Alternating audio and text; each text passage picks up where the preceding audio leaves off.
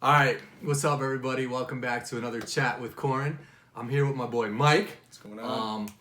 So Mike, I know fairly close. It's more of like a social media aspect. I know of you just from online and stuff like that. But like we met a while back. But if you want to just introduce yourself to people, say what's up, where you're from, What's up, man? what I'm team Mike. you're a fan of. Yeah, I guess I'm a Cubs fan, right? The New York dude living in the Chicago suburbs now. But yeah, I'm Mike. We met. It's kind of like I don't know if I'm even gonna say this right, but like 5 degrees of separation, right? Yeah, probably. You know, because I know Corin's. Is it 5 degrees of separation? Is it or six? 3? I 6? feel like it's 6. Is it 6? I think 6. It's something like that. But anyway, I know Corin's father-in-law. And I know Corin's father-in-law because my family's really close friends with his brother. Yep. And then, like, it's funny, like, I have a relationship with George, like you said, the social media aspect. I talk to him. Guy sends me, like, random stuff every day. Memes all like he'll tag my father-in-law. He'll put something on Facebook, and he's that dude to tag like 36 people in it. Yes. So me and Mike are always one of those 36 people that get tagged in his shit. All day, and I've never met the man. Exactly. Yeah, Never met him like, once. But he's cool, you know, he's family, you know? That's why. So I want to start off by saying the first time I met you, and to your point, like saying how George is mad cool. You never met him. Almost like I met you a couple times, and I feel like I've known you for a minute. Yeah. So, and it's Friday night, so we're turning up a little bit. These are the new Corona's familiars or something like that. Never had him. I never had it. Mike put me on. It's a little dark. So the first time I met Mike, was at, I think it was your sister's quinceañera back in '88. Oh, yeah, So, that's right. like, That's right. So that was, how long ago was that, That was now? 4 years ago. Yeah. So 4 years ago, I'm with Molly. Her cousins are out here, and I don't even know how it got brought up, but they were like, we're going to like this party or whatnot. Like it's, what's your sister's name again? Alyssa. It's Alyssa's quinceañera, and I was like, I don't even know, like her or her family. Like we can't just roll in there. Like these people are gonna be like, who are these people? So it was an awesome night. Like it's still to this day, I remember that party, and it was awesome, and it almost was like we were so welcomed at that party on some, like, to your point, that people, like, you were just connecting with us and you didn't even know who we were. Yeah, it's facts. I had met these guys that day, or maybe that weekend, you know. I don't remember when the party was, but that's how it is, you know. We're Puerto Ricans, so, you know, we're very welcoming, and, like, he's family to our friends. Hey, your family all with us. Come party, you know. Yeah, so that is something I want to ask you, because I think white people are very different from Puerto Ricans. Yeah. And like black people fall in the same category as Hispanics, Puerto Ricans, Dominicans, where it's like you saw, like, you, your mom, your uncle or whatnot. Who's Louis to you? Louis, that's my grandfather. Okay, your grandfather, my fault. So your grandfather, your mother, even Alyssa it's her party. She sees like random me, my wife Molly doesn't know us, but automatically they were like kicking it, like having a good time. Yeah. And so why is it with Puerto Ricans, Dominicans, black people, like always, if they'll see someone at their party that they don't know, they still will just give them a beer, like want them to have a good ass time. Whereas white people, and I say it for myself, like I'll speak for every white person out there. If they see someone they don't know at a party, they're gonna and if they're having a good ass time too. If they see someone they don't know, they'll ruin their good ass time to kick that person out or call the cops and cancel the whole party. Yep. What is it with the cultures that people... It's the way I think of it is like everybody's grandmother, everybody's mother, they taught, you know, you grow up to be hospitable. Mm-hmm. You know, someone comes into your house, hey, offer them a drink. Like it's crazy. This is something my grandmother would always tell me. When you go see abuelita, which is my great grandmother, or, you know, anybody that's elder, when they offer you something, always take it. Because, you know, like my stepdad, he would always teach me, hey, you know, you don't want to impose or whatever, you know, this and that. So no, thank you. No, if you go to a Hispanic lady's house and she offers you something, you better take it. Even if it's some crazy shit. Hey, you know what? You want a whole plate of food? You just ate McDonald's. Nah, she asked you for a whole plate of food. You're gonna sit down and eat it. Damn. So you have to. You know, it's just. What's one of the craziest things you've ever been offered by going into a Hispanic person's nothing house? crazy like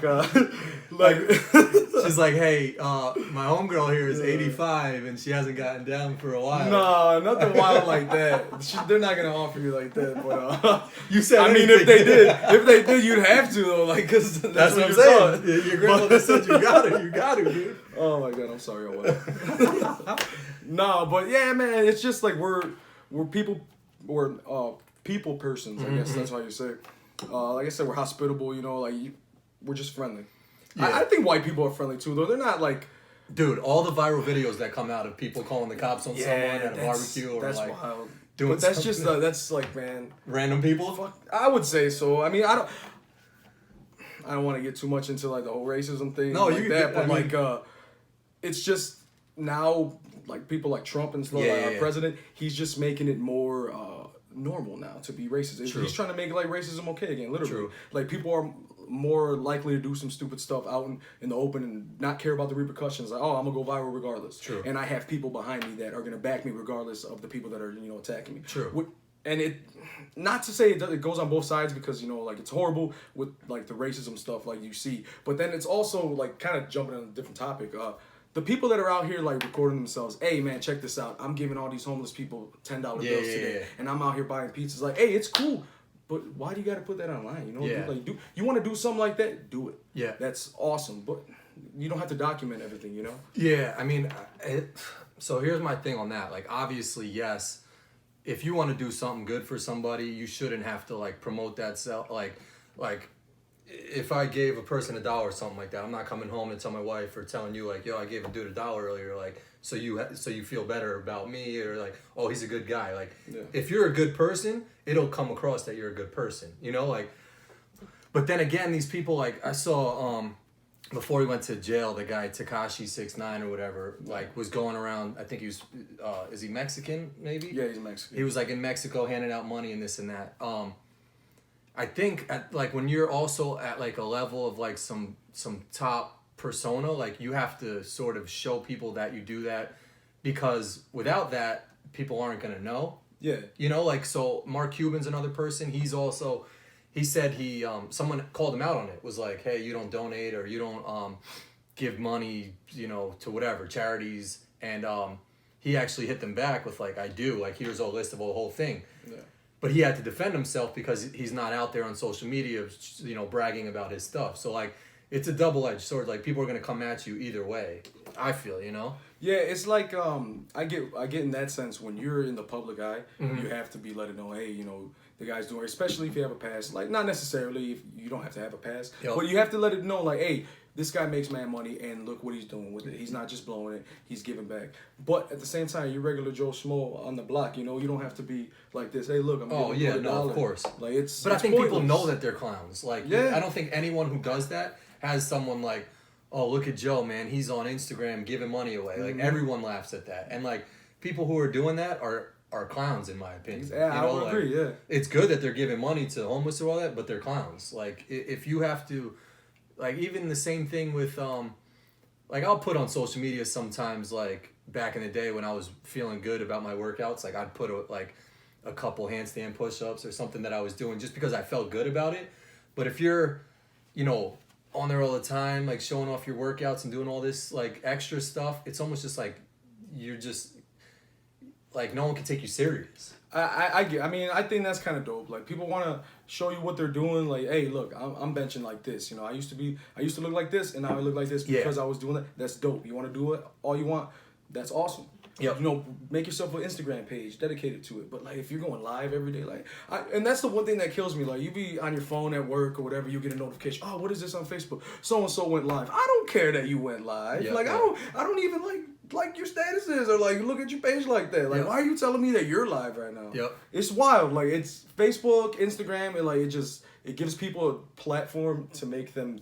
Well, I mean, I don't want to feel like I'm crushing someone's dreams, but like everybody thinks they're gonna go viral. Well, I mean, you're talking to me right now, who's got a YouTube channel. Stop, bro. You got a YouTube channel that gets mad views though. So. No, not really. I mean, my views are going down, so I'm gonna fight every viewer out there right now. But like, going into that topic right there of like people trying to be famous and stuff like that, like, where do you think the difference? Because to that point, like, everybody has like a podcast now or something like that. So where do you think the line is with like people trying to start a podcast who are passionate about like actually talking about stuff and just trying to get like the notoriety of like blowing up? Because that's what separated like my boy Kyle, who a lot of people know me from, was like, he started out his YouTube channel like just doing it because he loved politics. Yeah. And like he didn't care if anybody was watching, or he didn't care you know, if fame came from it or whatnot. And he blew up that way. Whereas a lot of people now, like they'll start a podcast and it's like it'll fizzle out because they're not getting that quick, you know, fame. And I'm lucky, to be honest, because like I started my channel like sort of riding off of Kyle a little bit, so I got some like I got a majority of my subscribers that way. So I'm sort of like, you know, in a weird spot because I didn't like want to do it for fame. I actually enjoy talking to people. Yeah. But where do you think the difference? Like, what's your take on podcasts and all that stuff? Because I know that you had a podcast too. I did. Know? It was short lived. I am partially my fault. Mainly my fault. But like you know, you hang out with your boys, right? You sit down, you're watching the game or whatever, and then someone says like, you know, yo man, got this idea, bro. We were thinking about just talking about it, and like there's those people, they'll talk about it. Hey man, we could do this though. Like man, look, I even wrote stuff down, and like I know we could do this. Down. But they're just talking about it. Yeah. And then when my boy Chris approached me, it was kind of dope, man, because I graduated high school with Chris. Man, we were best of friends like junior, senior year. Yep. And his wife actually, went to school with us too. Okay. He went to the military right after high school, Marine, and he's still in there. You know, he's career man. His wife went with him. And so I hadn't seen man means like he'll be in the keeps re-enlisting. Oh, okay. You know? Like, that's his shit, you know. That's respect. And so like out of the blue, I hadn't seen him in a while. You know, they were everywhere, bro. Like they were living it up in Hawaii, man, and all the bases and stuff. Like he was living a good life, you know, working. Hits me up one day, like they had moved to Orland Park. Out of the blue, he hits me up. He's like, yo, I was thinking about doing a podcast, man. And Mindy, which is his wife, she was like, she thinks that you'd be good with it. You know, to do it with me. And I was like, you know what? All right, cool. He's like, man, I'm having a barbecue this weekend. Come through and we'll talk about it. So I go, it's like a nice party, man. I'm seeing people I haven't seen since high school. It's kind of dope, right? Yep. And so we talk about it and like... I got a feeling that it was going to turn into like a Ponzi scheme or something. No, it wasn't even that. I would like if you ever hit up on one of those. Oh, dude, I got mad Ponzi schemes. Okay, we'll get into it after. Because that's wild. But yeah, so I basically told him, I was like, man, you gotta understand that we're gonna do it because he's hyped, he's ready to do it, and I'm like, you gotta understand that when we're gonna do this, you can't expect to blow up right away. You know, like you can't just do it because you want to jump in there and you know, grasp at the fame and like this and that. We have to really do this. But the reason why I knew that Chris was really about this stuff is he's like, man, I bought a mic. Come look at the mic. He's like, come look at the mic. He got the spit guard and everything. And I was like, all right, let's do it, man. Next week, I bought a mic. I bought a mic. And then we started in his garage. They're not cheap, too. No, they're not cheap. Yeah. I mean, I bought a cheap one, $200 bucks. Like, yeah, it's still $200 Yeah, it's still $200 Yeah. So, yeah, we did the first episode in his garage. And then we moved it in, you know, to a bedroom like this. And man, it's not a bedroom. It's not a bedroom. I mean, studio. It was, dude. No, I'm kidding.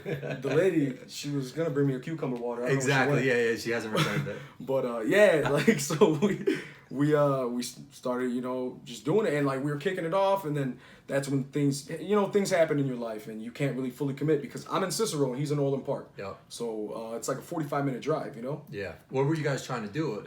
Every day or once a week? We were trying to do it weekly. Okay. Weekly. So we started on Sundays. Sundays were kind of hard, and then we would do Tuesdays. Because you know, Tuesdays is a random ass day. Everybody could rock with a Tuesday. Yeah. So we would do Tuesdays, but then like like I said, life gets in the way, and I couldn't commit too much. You know.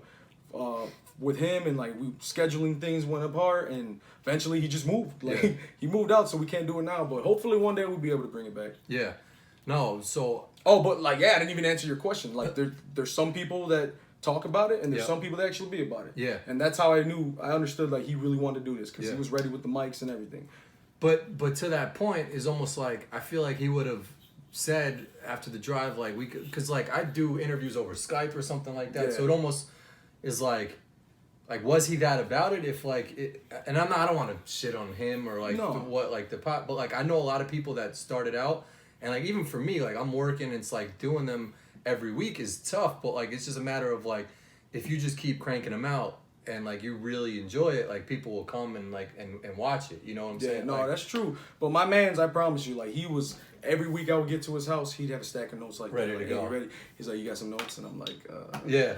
I brought some beer, dog. And like that's the most important. And that's what kind of sucks too. Like I said, I was going through things, and like so I really wasn't all the way in it. Yeah. And I wanted to be all the way in it for him. I kind of let him down, and but like I said, hopefully one day we'll be able to bring that back via Skype. Yeah. Hopefully you watch this too. Chris, yeah, if you're watching, bring it back during Skype, man. Because I watched a couple and it was good. And I mean, it's hard. Like you say, like coming up with notes and all this stuff. Like when I do the podcast with Kyle on Tuesdays, is like he'll have like Tuesdays. Yeah, that's our random ass day. Tuesdays are like low key, like perfect day of the week to get a lot of stuff done. So if you're a procrastinator and you're looking for a day to do something, definitely Tuesdays is your way to go. Yeah. But like we'll just hop on Tuesdays, and I feel like same thing with your boy Chris. Like you know him so long that you can even just get on air and probably just shoot the shit for, you know. That's what I do with Kyle, and it's almost just like I'll have some stuff written down, but we'll just go. You know, we'll turn on the camera and go, and people like that. I think last week we spoke about like potato bread for like half an hour or something like that. And people enjoyed it, and that's what. But that's what's cool about podcasts is like you could just hop on there and talk about whatever, you know. And there's so many people out there that someone's gonna relate to it. When the conversation's organic, that's when people relate to it the most, you know. And you're just in there, you're flowing, you know. Yep.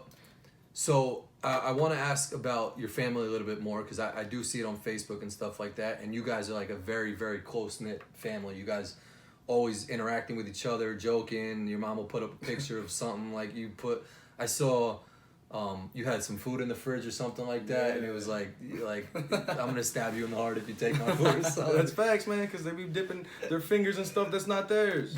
So when you grow up in a house like that, but what's the etiquette on that? Because sometimes if the etiquette is you don't touch that. You don't. So unless there's a note on it, is it up for grabs or no? I'd say yeah. If there's a note on it for sure, that's a no go unless you were given permission by somebody. But it's so much work to put a note on your food because one, if it's not, I think what I saw it was something in styrofoam. When you hungry, dog, you're not gonna hesitate to write that note. No, but after you eat all of it and it's leftovers, you're usually not hungry anymore. So you're not thinking.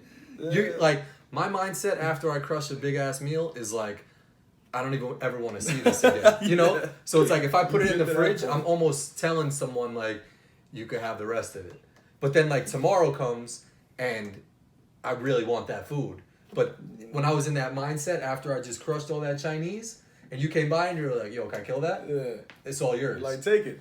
But so that's what I'm saying is how do you have the mindset after you crush a big meal to write on there, I'm going to stab you in the heart if you eat the rest of this. It was like, it was a big ass plate of Chinese food, man. You know how that is. Chinese food and tonight. Chinese, they give you so much food.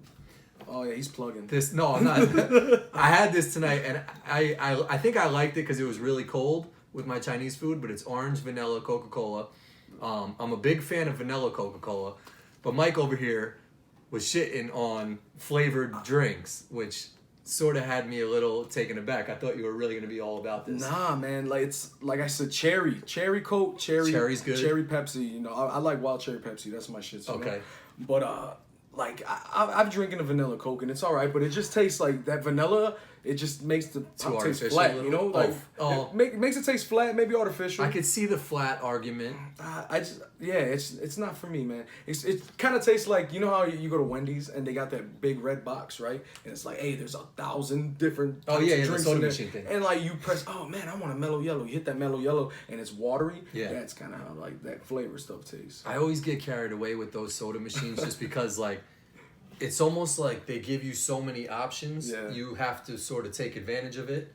Whereas, like, sometimes it's hard to just do, like, Coca-Cola in that machine. That's because you're like, this Coke, like, and this is with other things. I just can't think of an example right now. But, like, when it gives you so many options, it's like buying a car or something like that. And them saying, like, do you want it fully loaded with all the bells and whistles and all this stuff? Like, all I'm still going to do is just roll down my windows and put on the radio. Like, if I don't need my Bluetooth. That's what I'm saying. Like if it has a radio and has windows, like that's all I need. And not one of these windows. No, not a crank. No cars have those no more. But like, I mean, there's still some people with those. But that's still the generic. Like if you have to ask somebody a question, you'll do that motion. Like, hey, you know? Yeah, exactly. Like, hey, roll it down. And people will know because you can't sit at your window. Like people will still ask for directions or something when they drive up. You're not gonna be like, yeah, you can't like, because they'll just like think you're pointing down or something.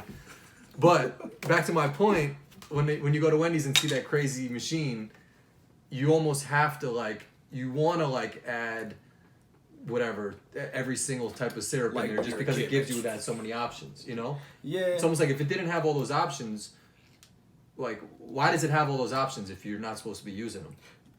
You know what trips me out? Like, it's wild. You know what I'm saying? It trips me out about that is like, is it all coming out of the same tube? Like all of that pop is just leaving one tube? So it's mixing all at one point, right? Because someone's gonna get a Diet Coke, someone's gonna get, Fanta, and then this guy's got a Minute Maid. Like, what the hell's going on there? No, but even when you get water, like just water. Yeah, regular water, and like regular water, it tastes like water. It's not like it's diluted or anything, but how many spouts are under there? Yeah, that's a good point. I never thought about You know that. what I mean? But yeah, so even if you're getting water out of one of those big red Wendy machines, you're really getting some cherry, orange, Coke, vanilla. No, you're getting some Sprite. calories. That's what you're Yeah, getting. you are. You know what Sugar. I did here one time? If you ever been to a bar and like the soda fountain at a bar, they said those are one of the dirtiest things like at the bar. I believe are the soda spouts. They did it on Bar Rescue. And the guy went there and he took the thing off and there was all little fruit flies and ants Mold like and nasty mold and all this stuff because it's like you can't clean the inside of that thing, and if you're at some like local bar, they're not going to clean that. Yeah, like you see, they take the spouts off and they put them in that glass. I don't know. Hopefully it's vinegar or some shit in there. I don't think it's just water, but you can't, like you said, you can't clean in them tubes. I always get suspect too when bars clean their glasses in that like they'll just dip it in some water and put it in the other water. It's like stagnant water just sitting there. And then, like, when they clean the next glass, all they're doing is just putting it back in that, like, little water thing. Yeah. All right. Well, we're getting off topic a little bit. There's some things I did have written down that I wanted to ask you. One thing I did want to ask you, and we could get into it sort of right away, was, so on your drive over here, you posted an Instagram photo with the big gold hand. Dude, can I get it? Can I get it? What? Can I go get it? Is it's it in the car. In range? Then I'd have to talk to the camera by myself for like. I thought you were gonna bring it in. I should have brought it in, man. Well, everybody knows it's that big yellow Thanos hand or something like that. The Whatever. Infinity Right? Gauntlet. So my question to you, and I'm gonna be blunt with you, is why would a grown ass man buy that thing? Dog, that thing is probably the coolest piece of memorabilia, toy. You want to call it? It's definitely a toy. Okay. You can call it a toy. Yeah, that's what I'm saying. But it's the dopest thing I've ever seen, and like the reason why I bought it is like I see it online and I'm like, wow, they actually have this thing. It moves and makes noise. So first off, hold on. Let's take it like 5 steps back. What is that thing? Because I don't watch comics. I didn't watch the Avengers. Nothing. You don't like watch that. any of that stuff, huh? None of that stuff. Damn, And that's what I wanted to ask you see? about is one, let's take it back to how you got started, because I know my Uncle David's gonna watch this, and all the comic gurus who are on that 36 people that George are tagging, who are all comic fans and Avengers fans and Game of Thrones fans. How does one like yourself get so connected and started in comics? Does it start at a young age and then even till now it's that good that you stay with it? Dog, it was a very young age, because you watch everybody watches cartoons, Saturday morning cartoons, and that's what I like. I like X-Men, I like Spider-Man and all that stuff. So once were you watching were you watching like Doug Funny and Rugrats and all of course, okay. of course, yeah. You watch all the cartoons, okay. right? But like Saturday morning lineups on like Fox or whatever, it was always the superheroes. It was always like I said, X-Men. Okay. It was Spider-Man. And how old are you? And man, I had to be like, it's around Power. No, how old are you now? I'm 28. See, I'm 30 and I don't even remember them having like X-Men and all that stuff. That's like I remember wild. Power Rangers, But I don't remember like the lineup of like X-Men and all that other stuff. Yeah, dude, and those are honestly some of the best cartoons, man. Like because they remake them, you know, Yeah. when obviously kids grow. So you know, I grew up with Mm-hmm. like those cartoons in the '90s were some of the best superhero stuff. So I grew up watching that, and then like I got really into reading when the Harry Potter books came out, Yep. like '98 or whatever. Yeah. When I'm in second, third grade. At Chambers of Secrets. Yeah, dude, I'm telling you, man, you're missing out. But I started reading all those, and then like I said, I like that superhero stuff, so I started reading comics. Okay. Reading comics at a young age, and like So comics started after the Harry Potter age? yeah, Okay. because like I was really young, like just watching the cartoons. I never really picked up comics, and then we were like a flea market family. We like going to flea markets on the weekends, so I go there and I buy the Pokemon cards, Yu-Gi-Oh, whatever, and I would see the comic books. I'm like, man, that's kind of dope. But I never really read them in order. You know, there's people that are about their comics like Dave and George and them that like, man, they got volumes and like they read them. Now I do. Now I buy graphic novels, which that's old. A graphic novel is basically a thick comic book, but it's volumes all mixed into one. The Walking Dead is what? Is that a comic or is that The Walking Dead, they're all comics. Oh, okay. But like when they release them out, they come out in graphic novels. So like you'll have a series of 1 through 6, right? Okay. So like this is the first one, this is the second one. They just put them all together in one book. Okay. Yeah. Got it. So like now that's what I read like that. But back in the day, it was just I would read sporadic comic books that I would see at the flea market or whatever. And so that just reading those, because it's like what you see on the screen and what you read and like what like seeing on these pages, totally different thing, man. So that's what I want to ask too, is because like, and this happens with Molly. This happened like, she'll read like A Girl on the Train, and then they'll come out with a movie or something like that. Or there's an HBO show with like Reese Witherspoon where it's like, they'll have the movie, then they'll have the comic. I always like the visual things, but like there's people like you, I'm sure, that like can read it too and be like, it's totally different than the movie or something. Yeah. Do you get just as much enjoyment out of reading a comic than you do watching it? Or is it different for you? I'd say I'm more with you, is I get more enjoyment out of watching them. Okay. But just like when you see like it's because it's all about art too, man. Like these guys are wild artists, man. Like they draw some of the craziest. I was having a conversation with George and David the other day about our top 3 comic artists, like Jim Starlin, George Perez, Stan Lee? Stan Lee for sure. Okay. Like he created some of the best Spider-Man. Yep. Captain America, Iron Man, but like it's just an art form, and to put put it to the pages, and when you see that jump off the pages, and you're watching these movies, it's just like, man, it's in awe. 2001, I believe. I think 2001, 2002, the first Spider-Man with Tobey Maguire came out. Yeah, was that and good that, or no? like, bro, that like flipped the script for everything. For me. Really? That's why. Doesn't he take heat for not being a good Spider-Man, or is he? He takes heat for his like 3rd movie. Oh, okay. Because he went like super emo. Okay. But like, yeah, he was the classic Spider-Man. Man. Okay. And like the movies have just progressively gotten better. Like obviously you have your hit and misses. I just feel like every other day, like there's a new. Oh, for sure. Like it's a cash cow. Yeah, there's another Hulk, or there's like Star Wars you're big into. There's a new Star Wars of like the return of like the 4th Jedi, and I'm like, how many Jedi dudes are there? Like, and you know what? A lot of the old heads, dude, they don't like these new movies, man. Really? Yeah, they're. But not they fans still go and watch, oh, right? for sure. If you're a fan, it's like You the have Knicks to. suck, the Bulls suck. Are we still gonna watch them, dog? So the comics start at a young age, and it just. And it was because it's like, man, growing up, are you either gonna be a thug, you're gonna be like in the gangs, or you're gonna wear superhero shirts and no one's gonna mess with you. You know what I mean? Like, yeah. But that's my argument. Is like, so Bill Maher talked about this a little bit. It's just like, at what age can you stop wearing a superhero shirt, or is it just like forever? Like you could wear, like, because I got a lot of like, I'm sort of like jealous in a way, because like I worked a Star Wars event, and it was almost like there was old heads in there, and then there was young heads in there, all rocking their Star Wars gear, and I was almost like one, this movie must be so dope that like there's all these people here rocking out to it, like kids, adults, women, like people had their dogs dressed up, this and that, and I never saw any of them, so it almost made me want to watch it. And then 2, it was like, I sort of appreciate that all these people are just coming together, like black, white, Hispanic, like fat, little, everybody, and they were all just rocking out to the same thing. It's almost just like, to me, it was like when Bill Maher made that statement, like at a certain age you got to stop. It was almost just like fuck you, dude. Like, why? Because you don't like it. So I don't know. I think there's no age limit to people rocking or like I don't think so. wearing the hands and all. I just like. I saw the Amazon card of how much that Thanos hand cost or whatever like that, and it was a pretty penny. Yeah. That is almost just like. So back to that one, it was like, the reason why I got that is because like I said, I seen it online all the time. Everywhere you go, you know, the internet is a wild thing. Crazy. You search something one time and it's gonna pop up on your Facebook feed. Or now I said it, it's gonna be on my Instagram You're gonna feed. see it. Yep. So like, I had only ever seen it online. There was a bunch of time we all play that game. Put it in your cart and leave it. Don't take it out. Whatever. Put it in your cart. Come back to it. Nah. But they sell out like that. Oh, that thing and was then selling out. The resale value, like, it's not crazy, but they'll put them up to like $200, Yep, $150. And so, like, man, I was just like, man, I'm just never gonna get it.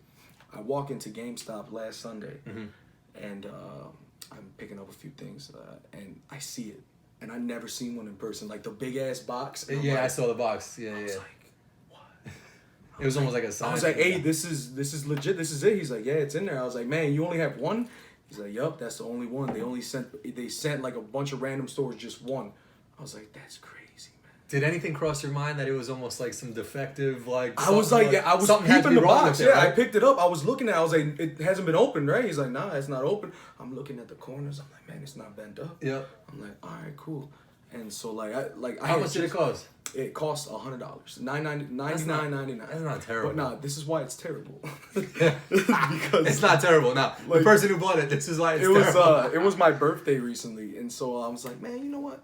I never really do anything for myself for my birthday. I was like, man, I had my eye on that Nintendo Switch for a while. Yeah, I hear people talking about that. I was like, yo, that's kind of ill. Like, I go by my friends and their kids are playing with it, and even they get it down on it. Like, we'll be playing Smash Brothers or whatever. Yep. So I went in there on Sunday and I bought a Switch. I was like, all right, cool. You know, I get this Switch.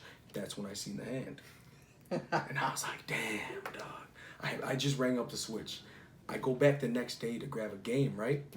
It's still there. And so, like, I'm buying this game. It's only like a $20 game or whatever. Talking to the dude, and he was like, yeah, man, you were looking at that yesterday, right? I was like, yeah.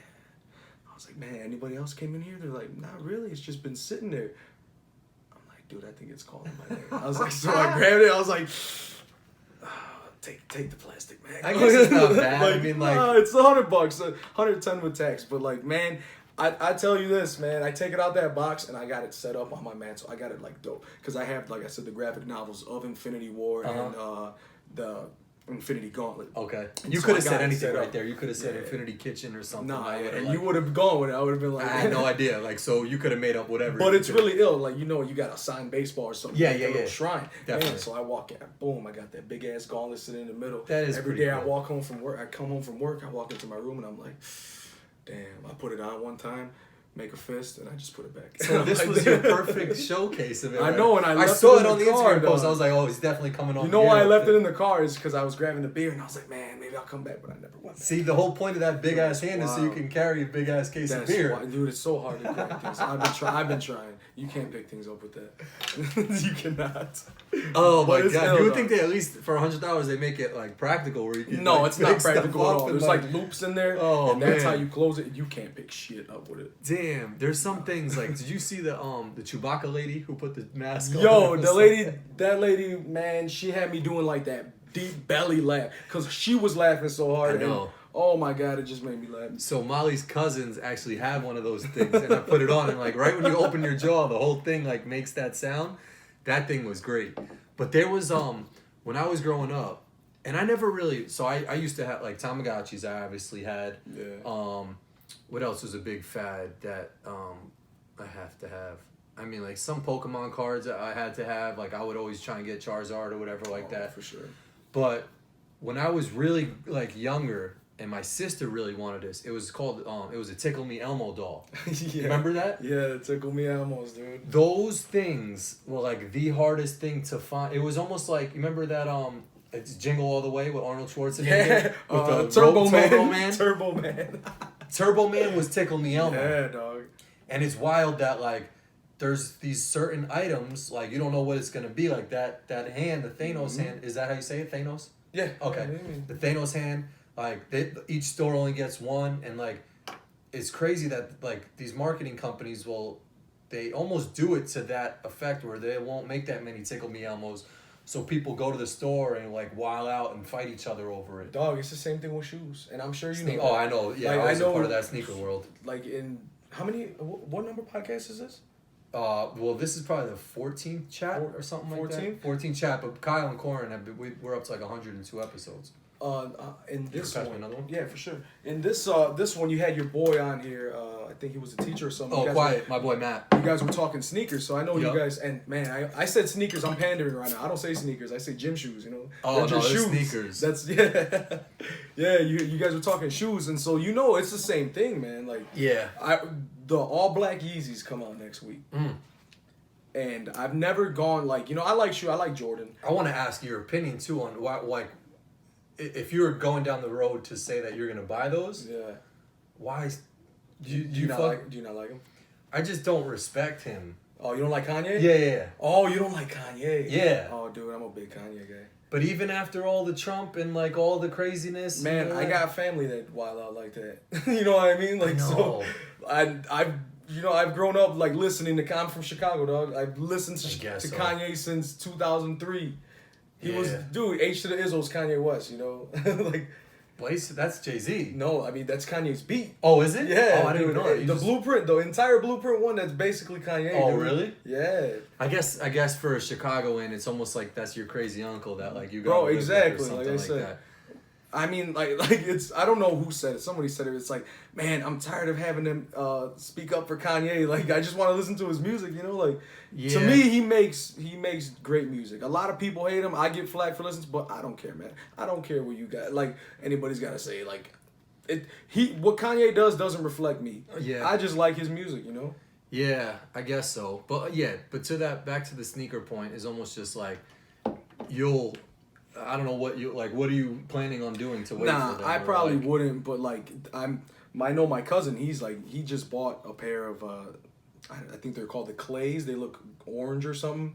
It's like a clay color. No, it's like a clay color. Oh, I don't it's know. a Yeezy, but it's like an orange shoe. Like he went through the whole process of getting a wristband and stuff. Yeah. Like I kind of just like if I can't get it online, I'm not gonna go in. Like I don't want to have to go out there and like I said, I like Jordan, but I've never done any of those releases like on Black Friday or anything. Yeah. Like, if I can't get it online, I ain't gonna do it. Yeah. I've waited back in the day when I was younger online, but now the whole process is crazy. Like you said, you got to get a bracelet, or as my boy Matt was saying, is like you got to enter a raffle, and then like you get an email back or something like that, and it's just too intense for something that I know when I was in high school and I would get these shoes that I waited online for, I never wanted to like walk near anybody because like people in high school they would just clown you, like they would step close to you and just to be dicks, you know? just to be dicks. Like, and there's people that do that now to go viral. Like, hey, I'm gonna step on your shoe and make a video of it. Like that's lame, man. Like it's not funny. Like it's funny to some people, but like I saw a funny viral video of a guy who was proposing to his wife. Do you ever see this picture? And he had some Concords on. And he took his shoe off because he didn't want to crease them when he got down. Can't crease them, dog, for real. But it's a crazy...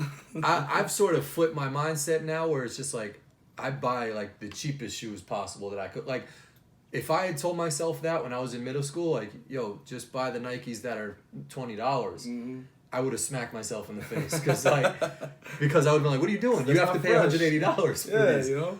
Now, like, I'm on some like the cheaper they are, the more proud I am when I buy them. That's facts. You're like, yo, I just got a deal. Yeah. Dog. So I've got a group chat with my friends, Little Bronx, Quiet Giant, and they're always talking about. That's dope. That you New York guys, you guys all have nicknames. Yeah, I mean that's funny as hell. But like they're talking about these releases, and probably they're talking about that Kanye thing already. I go on there and I'm like, when I go to Ross and I see a pair of like Nikes on the wall for $30, I'm proud of that now. Hey. But because I mean, style's out there, man. Honestly, it's everybody's just, you're buying a brand. Yeah. Like, dude, literally, you're buying a brand. Like I said, I just balled out on that stupid hand. My phone has been broken for like 2 days or 10 days or whatever, almost 2 weeks, and I'm rushing to go get a new one, dude. It's. But you have the Thanos. Literally, but I got that hand. But like this phone, I'm like, oh, it texts. I can still talk to people while I'm on Bluetooth. Okay. So let me ask. My priorities are not. Yeah, no, but that makes sense though. Kyle says the same thing. Is like, he drives his car until it's screeching and doing all this shit where he's like, all right, maybe I should go get this checked out now. Yeah. And then it'll still take another Till the 2. And I'm the wheels same fall way too. Like, I feel like with work, when I get to work, I'm working hard. Like, and if I'm doing some manual labor stuff, like it'll take me a while to do it, but I'm gonna work super hard. Like I'll be sweating, I'll work the whole day. Yeah. But if you ask me to do some basic something or other, like Molly will say, "Hey, can you grab me whatever out of the kitchen?"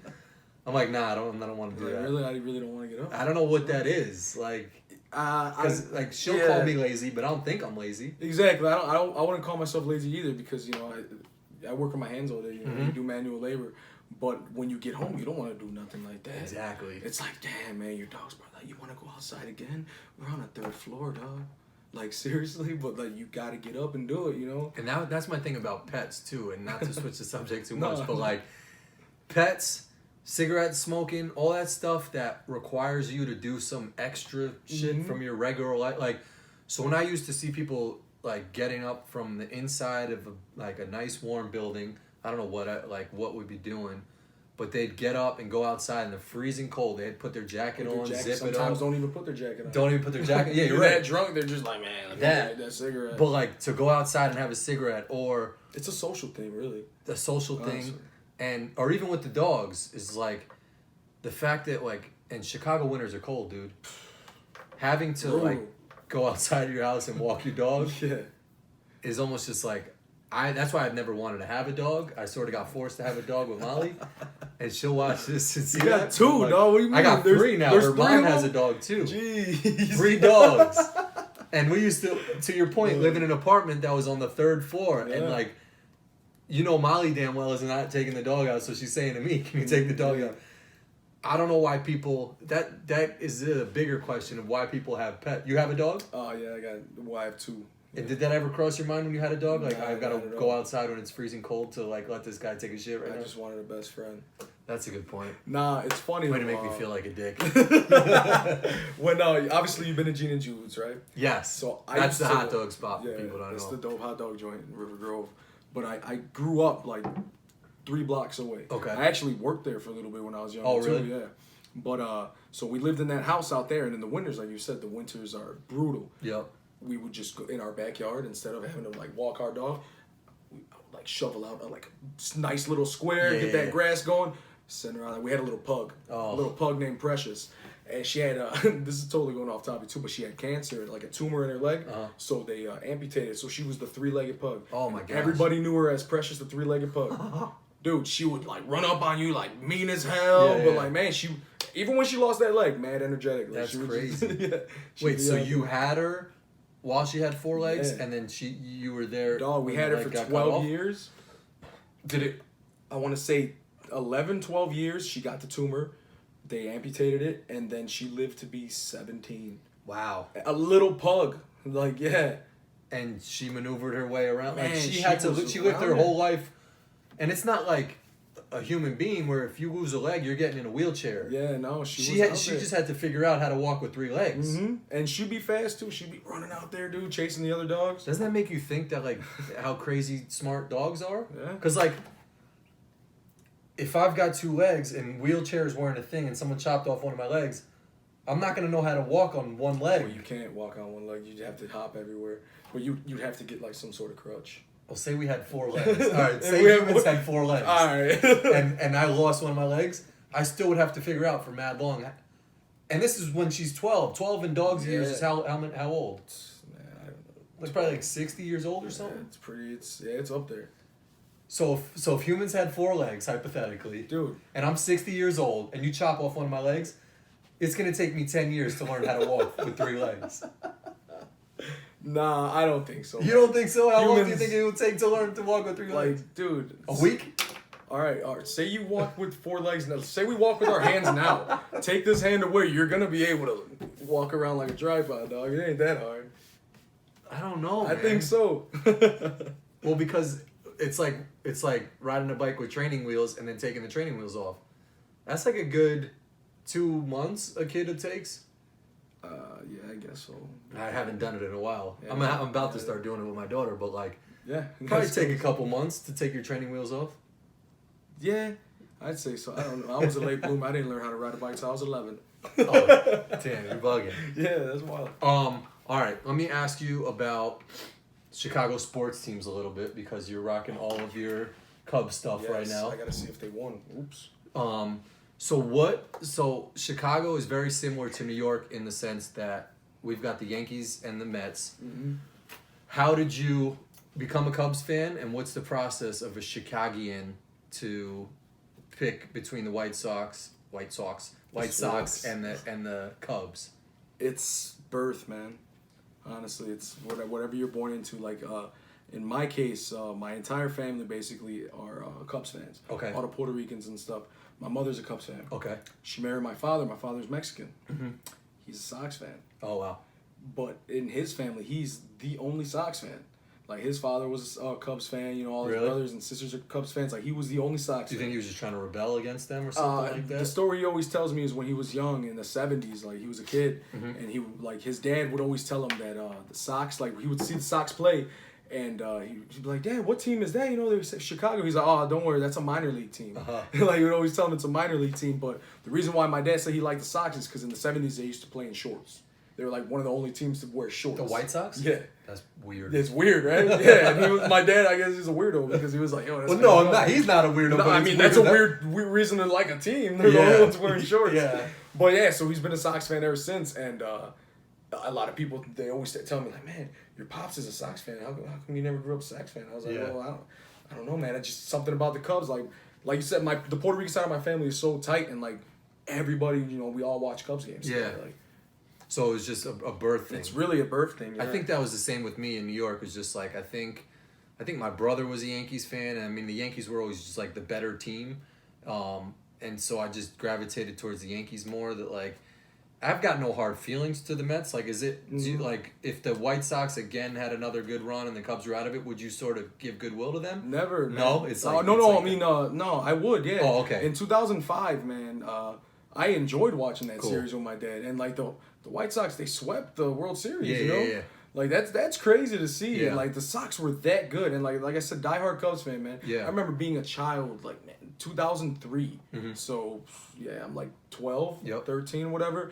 And seeing, you know, Moises Salud in the Bartman game, like, that crushed me, man. Like, that, I remember, 2008, the same thing. Not the same thing, but, like, we get a playoff berth, and then we're out first round, you know? Yeah. So, to see this team, like, what they did in 2015, 2016, been, when you guys oh, no, you're not a Mets fan, excuse me. But when the Mets, man, fucking Dave and George, they were going, excuse me.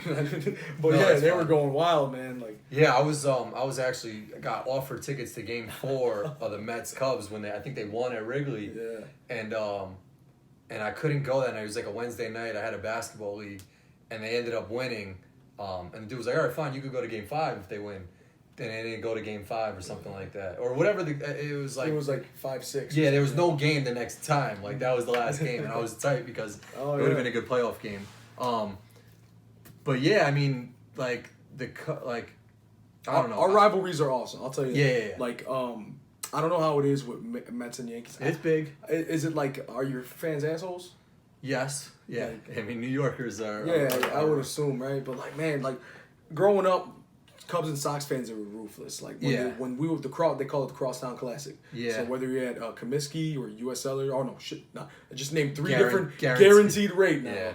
Whether you're at guaranteed rate or Wrigley Field, like people are rowdy. Like when it comes to Cubs Sox, but it's always fun. Like especially when it comes to family like that, and like because we have people that are Sox fans on our side, so like the rivalry's always boiling and stuff. But that's why I think that's why people say that Chicago and New York are so similar, because I mean there is so many similarities between Chicago and New York. But like, have you ever been to New York? Yeah. And what's your opinions on it? I never was a New York fan. Okay. I like it. To me, it's just like, man, you guys are crowded. Mm-hmm. You guys are crowded, and it kind of stinks. It absolutely like does. It tripped me out. Like I get like, you know, you put your cans in the front. Like, nah, y'all are throwing garbage in the front of your houses. Yeah. Yo, I've been to Queens. That's where my family's from. Brooklyn, and I don't think I've ever been to the islands, but like I've been out there. Like, you know, I seen obviously Madison Square. Westchester's really nice. Times Square. Yeah. Westchester's where you're from, right? Yeah. And you know what's funny? Westchester, that's where the X-Men are from. For real? But you're not like a comic book guy. But yeah, that's no. Somebody told me that the Avengers, their headquarters are in like upstate New York or something. Yeah, it's right? upstate. Which is so random to me because it's just like these guys are the most powerful guys in the world and their headquarters are in upstate. Like, no disrespect. I love upstate New York. I went to school in upstate New York. But, like, how did they choose upstate New York for their headquarters? It's wild, right? It's fun, though. It's just random? Yeah, I mean, well, because that's when the Avengers are New York City, you know? Oh, what do you mean? The Avengers are New York City. You can't talk to me like I know this stuff. I don't know so anything. like Iron Man, Captain America, they're all dudes from New York. You know? Oh, really? Yeah, they grew up in New York City, and that's what they pretend. Like the first Avengers movie, it's all attack on New York City. Oh, really? Yeah. Oh, I should give Avengers a chance. I mean, if it's not your thing, it's not your thing. I like I always had a connection to Silver Surfer for some reason. Silver Surfer's dope. I don't know why. I have a Silver Surfer T-shirt in my closet, but like when I was younger, I think to your point, I think I had a Silver Surfer comic book, and I always just liked Silver Surfer. I don't even know what what does he do? He's like so there's this dude named Galactus. He's one of the big bad guys of the Marvel universe. Okay. And he's huge. Like he eats planets. That's what he does. And Silver Surfer's like his arch his nemesis. dude. Nah, he's this dude that he sends him out to scout out the planets, and like that he was the destroyer. Whatever. So Silver Surfer's a bad guy? He's kind of anti-hero-ish because that's what he's meant to do. Is like he's got to go scope out the planet. So he's not even a main character. He's just he is. Like he's a got minion big, to find planets yeah. for this bigger guy. He's dope though. He's raw. But what were we talking about? Sports teams, right? Yeah. Well, I want to ask you about the Bulls too. Oh man, yeah. Because you grew up. Well, no. Did you? The Jordan era. Oh, yeah. okay. Well, I grew up, I guess, Tim Floyd era. But I remember being a kid and like going to bars like with my grandparents and parents to watch the finals games, man. Like what we used to live before I moved out there to River Grove. Like, and during that whole time, we used to live, it's 5 minutes from the United Center off of Iowa Street. Damn. So like sometimes coming home from those suburbs, like we'd be taking, we'd have to pass through it. It's on Western. And like, man, I remember like one time like they stopped the traffic and they're just letting all the players go. We seen like Scotty. Oh, really? We didn't see Mike, but like we seen Scotty, Tony Kukoc, like, and I met Scottie Pippen a bunch of times. Really? He's an asshole. I'm sorry, Scotty. You're cool, Damn. but he's kind of a dick. He's a big fan of the show. Oh, dude, yeah, that's wild. Yeah, like Scotty, like man, he's hit or miss, Like I used to work at the airport. Oh, don't try and change vibes. No. He's an asshole. He's an asshole for sure. He's an asshole. They call him No Tippin' Pippin. Damn, really? Literally. Oh man, it's weird. I brought up Scotty Pippen. They call him No Tippin' Pippin because he don't tip anybody. Damn. You go out to eat, he doesn't tip. And I'm listening to some podcast today, and they're talking about Scottie Pippen. He's suing a 5-year-old girl, or some like he's suing some on, Scotty. like at some like Airbnb or something. Like or like he's renting out his house, and like there was like trashed his house, and there was writing all over the walls in crayon. And so he's suing for all that. So like Scotty's wild. Scottie Pippen. But I mean, he gave us 6 rings. Like I don't care. I mean, but now to your point, to your Kanye point, you don't like Scotty because he's suing a 5-year-old girl, but he got you 6 rings. I mean, why can't you say that with That's Kanye? why I said like I don't like what Kanye does with Trump, but I mean I don't think he's a horrible person either. I'm not gonna say Scottie Pippen is just like a god because he gave us 6 rings. He does shitty things just like most people do. But I respect the shit out of Scottie Pippen. Like I said, when I met him, I worked at the airport, and so like I used to do baggage claim. I would clean up the bag, and I see him coming down. I'm like, damn, that's Scottie Pippen. Dude, went up to him, shook his hand. Super nice dude. I was like, oh, this is pretty cool. I was like, if you need anything, Scotty, he's like, well, I'm waiting on my golf bag. I was like, cool. I'm gonna find your golf bag for you, Scottie Pippen. Yeah. So I'm going to look in the computer and stuff. They left his bag in Dallas. Oh man! So now you're the fall guy. Yeah. Like you try to be the good guy. Now he's gonna come at you because you. I was like, man, so I was you had hyped. to go relay that message. I was hyped. Like, man, Scotty, I got you, dog. We probably put your bag in the back because it's so big, and we didn't want to put it on the belt. Don't worry about it, Scotty. I got you, my guy. I know you're not gonna tip me, but you're Scottie Pippen. You gave me 6 rings. I had to go tell him that his bag is in Dallas. He's like, you mother. Come on, American Airlines, you got it. Did he really start going crazy? Bro, like that? He went off. I was like, damn, Scotty. I mean, like, to his defense, anyone who loses luggage gets tight. They do, but it's like, man, I don't know. You can't expect him to be I like, would never do that. totally I don't understand. care. I don't care if one of the most famous people in the world, I would never flip shit over luggage like that. Honest, that's just me. I can't do that. Like, it's. I guess it's different if you tell me hey man, I'm sorry we just left your luggage in Dallas, but you're Scottie Pippen. Obviously, we're gonna get it to you. Yeah. I'd maybe be like, all right, man, like, here, like, it's hard because then now he's got to be like, all right, here's my information, get me my luggage. Yeah, that's true. But I mean, you're staying in a hotel, dog. Yeah, or like if you give the hotel information, but like, my most important thing, and knock on wood, this never happened to me. I've never lost luggage, but like when I get to an airport and I'm waiting at that baggage lane, if my bag doesn't come through, I'm tight. Like I'm ready. I'm not ready to fight someone because I wouldn't fight anybody, but like I'm just like it's your possessions. Yeah, you know? I'm like I don't know People what to have been think. touching your stuff. I just want to get my luggage. I want to get in a cab. I want to go to my hotel.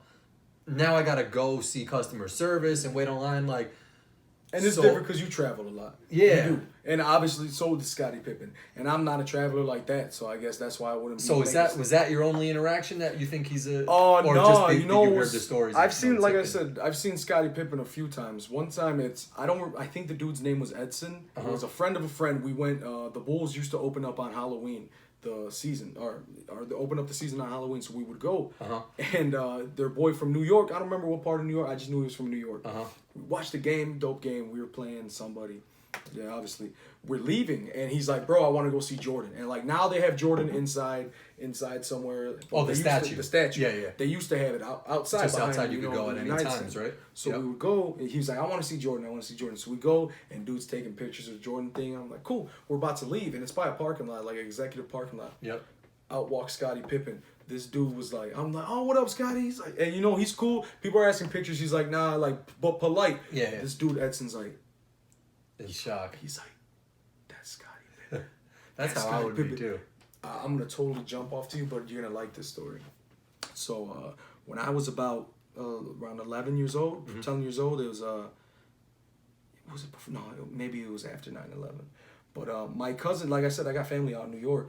My cousin used to work security at Yankee Stadium, old Yankee Stadium. Okay. Yep, been there. And so, yeah, we would go all the time, and like me and my little cousin Matthew, he lives out there, so like we would go see the games and stuff, and like it was dope. Like we could literally walk anywhere we wanted through Yankee Stadium. We would go sit, watch the game for a little bit, go mess with the security guards, just play. You know? Like cool. Old Yankee Stadium was dope. Like, it was. Like it was. I never seen nothing like it. Like Wrigley Field, it's you're out there and you're in the middle of the city, but it's all bars.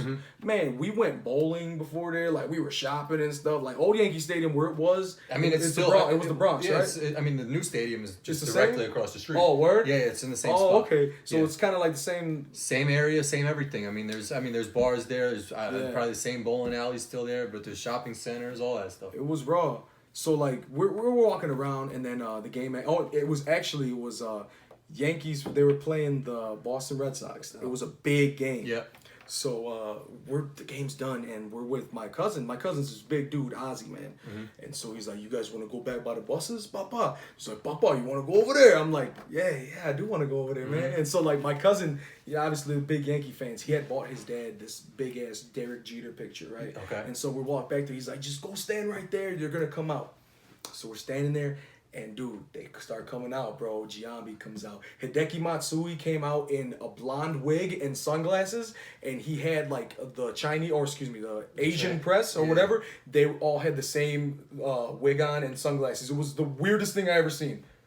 Wait, Matsui. What? He was wearing like a bob haircut type of like blonde wig with sunglasses, like those circle shades, and all of the Asian people, all of the Asian reporters had the exact same thing on. What? And like it's the regular news out there, anybody that does the post, but it's the Asian channel too, and they all had the same thing. It was the funniest thing. They're all laughing. Me and my cousin. Was it like a joke or something? It had to have been just like like a thing that he was doing. Yeah, that's strange. But so these guys are coming out. Boston's coming out, right? And A-Rod comes out. He was kind of a big dick. He didn't talk to nobody. Yeah. There was other kids there too. Just went straight on the bus. Yeah. And then Jeter comes out, dog. Yeah. Jeter comes out, my cousin, and like he idolizes him. And we walk up to him, bro. Legit had a conversation with Derek Jeter for at least like 5-10 minutes, bro. One of the nicest dudes in the world. I'm a little kid from Chicago. I'm wearing my Cubs hat. Oh, really? Wearing my Cubs hat. My cousin's wearing all his. He's just like, man, and he's like, "Derek Jeter, I used to write you letters so you come see my Little League games." Yep. And Jeter's just like, "Yeah, man, and we're talking, right? And we're looking up to him, and like he's cool, like he would constantly like wave off to people, but he was in conversation, and all of a sudden I get like, boom, on the back of my head. I'm like, what the hell? I turn around, Big Papi just slapped me in the back of the head. I'm like, oh, he's like, oh, I'm sorry, Papi. Oh, I'm sorry. And he just puts his monster hands on my shoulders. I'm like, holy crap, man. Damn. And I'm just sitting there in the middle of all this, talking to Jeter, Big Papi slapping me. And I'm like an 11-year-old kid from Chicago. Like, Was I'm it living. like an accident, or was It was an accident. No, like he was like in a like an interview or whatever, and Hispanics they talk with their hands, and he just got my ass, and I was like, oh shit. He's like, I'm sorry, Papi. And dude, like I said, I'm just 11-year-old kid from Chicago living every New York kid's dream. Talking to Jeter, dude. We used to go to Old Yankee Stadium, and I know exactly what you're talking about. They used to have the buses, and then they would have like some barriers, the rails, and right? all the players would yeah. come out. And I stood at, like, after so many games, my parents, we used to wait forever. And, all the athletes used to come out. I used to get a lot of autographs because I was, like, a little kid. Yeah. And none of our dumbasses thought to get autographs. Afterwards, yeah, my I was cousin's just gonna like, ask you, did you get a Jeter autograph? I just bought this picture from my dad. Why didn't I get an autograph? We were just seriously sitting there like starstruck, dog. Yeah. Talking to Derek Jeter, man. But to your point of, like, the whole social media and all that stuff, you've got a way better story, like, there. Then, I mean, a ball on top of that sign would be awesome too, but like, you and your cousin have that memory. Yeah, we got that memory that, like, forever, dog. Sometimes, and my brother's awesome at doing this. It's just like, he'll go somewhere and he'll just, like, maybe he'll take one picture, but, like, he'll just remember it, you know? And, like, he has that stored in his memory bank now of, like, at an event he was at or something. So I think there's something to, just being in the moment and not, Definitely. like, now it's different because, I mean, you have your cell phone, so obviously it'd be nice to have a picture with Jeter, but, like, having just a story is cool too, in my opinion. Are you like a concert guy? Have you ever been one? I'm not. I've been to one concert in my whole life, and that was because I had free tickets. It was Billy Joel played. It was a dope concert. It was Billy Joel, his last concert at Shea Stadium in New York. No shit. And like Paul McCartney came out at the end, but I never got into concerts. I don't know what it is about them. I'm not gonna say I'm a huge concert goer, but like, I like them, man. I've seen Kanye a bunch of times. I seen the Watch the Throne tour, and like I'm a big Jay-Z fan, dog. Since I was a kid, loved Jay-Z. So like that was my first time seeing Jay. And like the way they did it is like, they performed the album a little bit and then they each broke off and did their own thing. So I got to see Jay-Z perform and like. So like Jay-Z would be doing his stuff and Kanye's still on stage? Kanye's gone. Oh, Kanye's really? Gone. So like they would perform, like they had two big platforms. Yep. And they came out, they did their, hits or whatever. They'd come together and then Kanye would leave and Jay would do like 5-6 songs. And it's just a dope ass Jay-Z concert. And then they'd come do some more Watch the Throne stuff. And then Jay would leave and then would be Kanye West. And I remember, dude, they did Paris 8 times. Wait, on the same night? That's the encore. That was the encore. They did niggas in Paris 8 times. Just like 8 times in a row? 8 times in a row. They would like sing the whole bridge. Like, you know how at the end of their I would verses, almost be like, yo, give me something No, else. it like was the 8 hypest times thing. in a row. It was the hypest thing I ever seen. At the end, like their verses, Kanye would just be, or Jay-Z would sit there. He'd be like, man, y'all still ready? Again. And then, dude, 8 times, bro. They played that song in a row. I don't know if that's good or not. It was wild, bro. I'm telling you. But 8 times in a row they sang that song? Hell yeah. 2011. That's never forget it.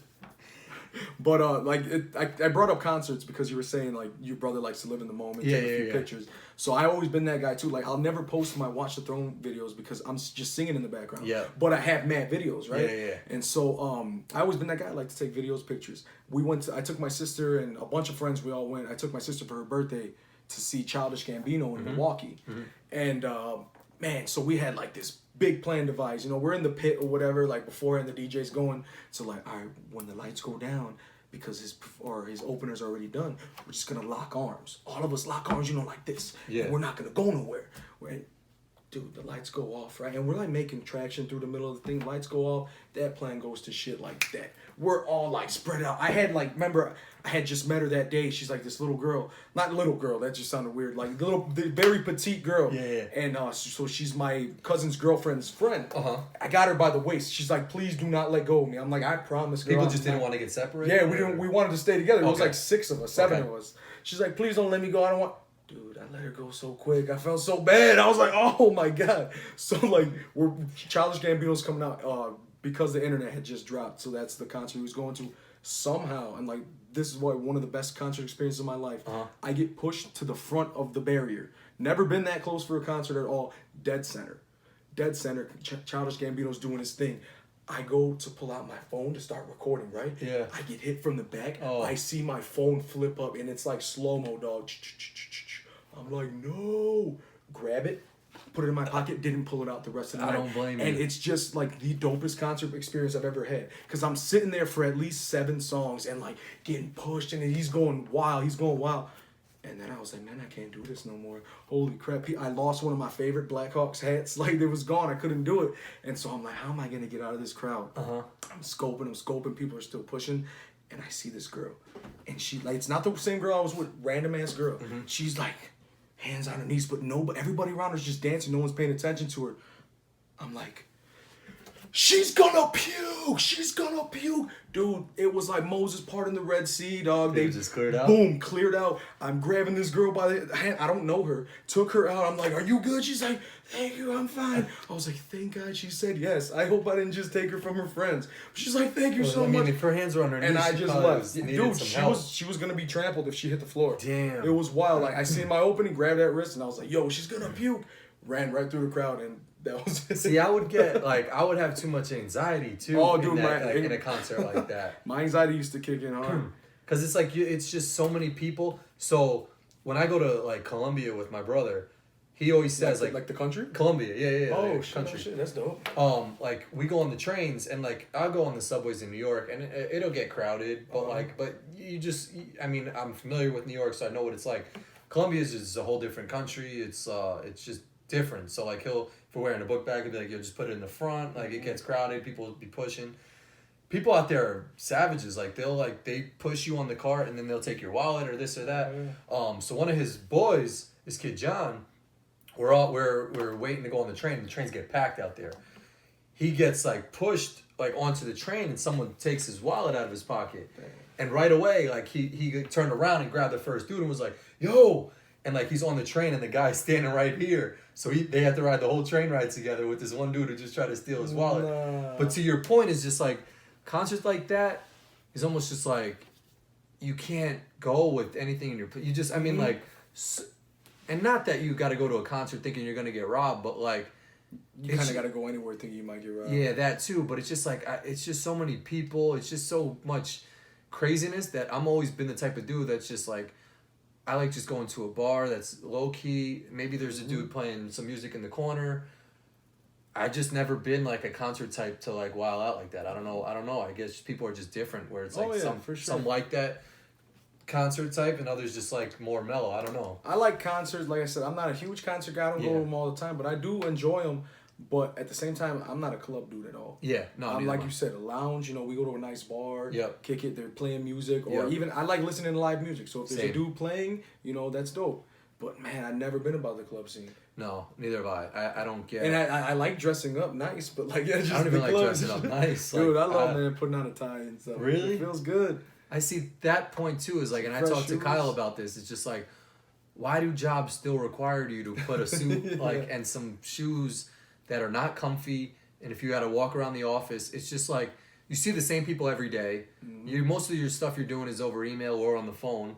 So why can't I just show up to work in some shorts and like a jersey or something like that? And, like, your gym shoes. And your gym and your sneakers. Your sneakers. But like, what's your thought on like still that status quo of like having to dress up for work, or like, you know, the Monday through Friday 9 to 5 type of thing? Like, I don't know what your schedule is like or whatnot, but I mean, I wear a uniform because I do shipping and receiving. Okay. So I wear a uniform. Like we're metal manufacturing, so I work with steel. But do you think the uniform, like, but do you work in a building where consumers are even coming into? Yes and no, because we have our office attached to the shop. So you think there's a need for there is a dress code for the engineers and things like that. I'd say because it's a business, you know, and you know you want to be presentable, and so it's almost like the sports team. It's not like the Warriors can go out there and just like it's not all different shirts or something. I guess that in a sense, you know, you have to have the same uniform, but it's just you want to be always presentable. You know, you don't want to come across as people that don't care about, you know. I guess so. When you're doing your business, you know, you want to. I guess. I mean, and Kyle makes that point, and I think other people make that point. Is just like you get your point across more if you're wearing a suit and tie. Like people sort of take you a little bit more serious. Whereas like if I'm coming through with my sweatpants and a white t-shirt on, I might not be taken as serious as someone else. You're like, oh, this guy just rolled out of bed. Which is also a stupid thought. Also, because the guy with sweatpants and a t-shirt on could be a genius, and you're not going to listen to him because he's not wearing a suit and tie? Like Zuckerberg, he doesn't wear the same thing every day? Yeah, or like Mark Cuban, like just wears like a t-shirt and like some jeans or something like that. So I think stuff should almost start getting changed where you don't have to, because it's almost just like, I think someone who's wearing a suit and tie or like dressed up all formal is sort of like a phony. Because it's like, hey, you're doing that because you don't know the answer. Yeah, I guess, right? It's like you're kind of just conforming, right? You know? I don't know. Is that too deep? I think, not at all. Phonies. We could talk a lot about phonies, right? There's a lot of phony people. I don't know. Let me ask phony you. Phony things, not phony people, I guess. People do phony things. People do phony things, yes. Yeah, fuck people who do phony things. Exactly. What's your thoughts on, I'm going to go straight to NBA Finals here. Is Drake allowed to be wilding out on the sidelines? You know, I like it, man. Yeah? I like it. I think it's dope. It's like, man, let him have fun, bro. It's like, dude, me and my boys were talking about today. We have a cousin that we used to wild out at Bulls games. We'd be sitting there, you know, no matter where we were sitting. We were in 300s and 100 section. He's going crazy. F you, Scalabrini! You suck! And Scalabrini was on the Bulls. Yeah, right? Scalabrini was on the Bulls. And he's like, no, I hate you. And like, people wild out. And like Drake, all right, my thing was I kind of didn't like when he put his hands on the coach. Yeah. Like, I don't think you should put your hands on the coaches or players. Yep.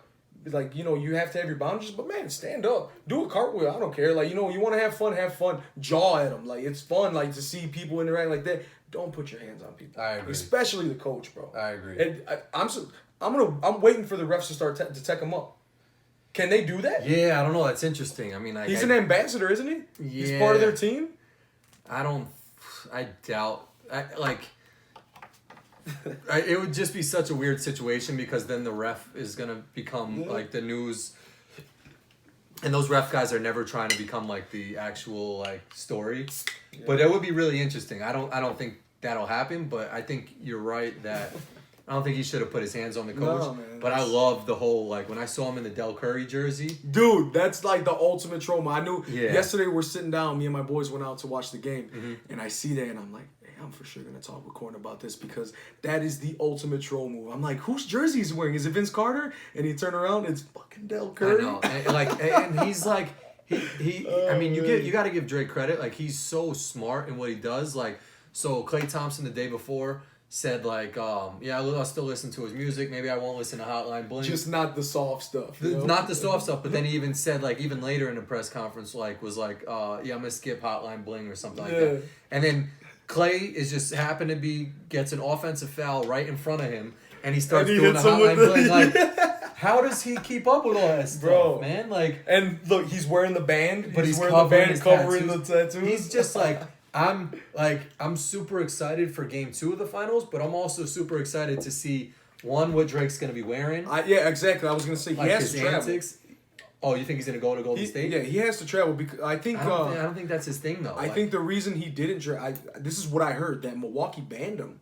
Oh really? Yeah, because like I mean you refuse the right to anybody, you know, and like they said, nah, man, we don't want you on the sidelines. But he also wasn't in Philly for the final game because I remember he was in a video wearing the 76ers shorts. Oh, yeah. He had the shorts on, the Drake during I think that was the closeout game or something like that. I don't know. It wasn't the closeout game because Kawhi hit the shot in Game 7. So Game 6 he was wearing the shorts. Game 6 he had...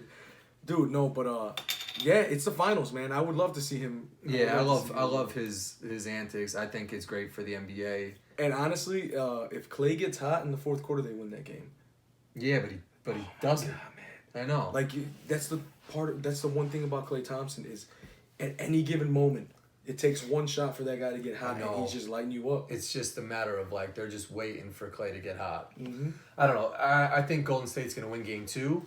I still think they're gonna win the series, but Toronto's fans were going nuts. Like the whole it's got to be crazy to play in that atmosphere. Like I never really played competitive sports like that. Like I played some sports, but never at a level where even there was some type of fans in there. I can't imagine what like playing in an arena like that with people wilding out, where like You can't hear. you can't like run through your offense. Like I don't know if you played sports, but even like just when something's on your mind, it's like throws your whole thing off. You know.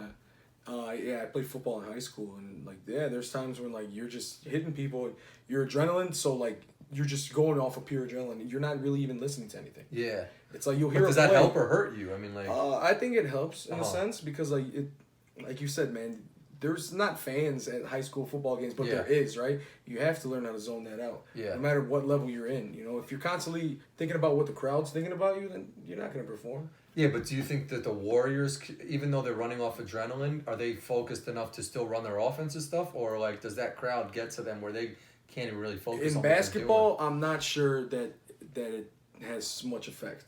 I know in football, you think there's like a lot of guys that say that, man, there's sometimes that the stadium's so loud, I can't even get my play off. Yeah, that too. You know, because basketball, you can pick up a play just by looking at a few guys, and you hear each other on the court. Dude, in the NFL, man, like it's thousands, like 30,000 fans. You always hear the quarterback like 52's a mic or something like that. Like, there's been quarterbacks saying they can't get the play off. So like, yeah, to answer your question, I don't think it'll take too much of a toll on them in basketball, but yeah, Clay needs to get hot, man. I'm telling you that right now. And I don't think they need Kevin, but you know, if they lose game 2, he's coming. Yeah, I think so too. If they lose game 2, he's coming. I also think that I don't think it's a calf sprain. I think he Kobe'd up his foot or whatever, his calf.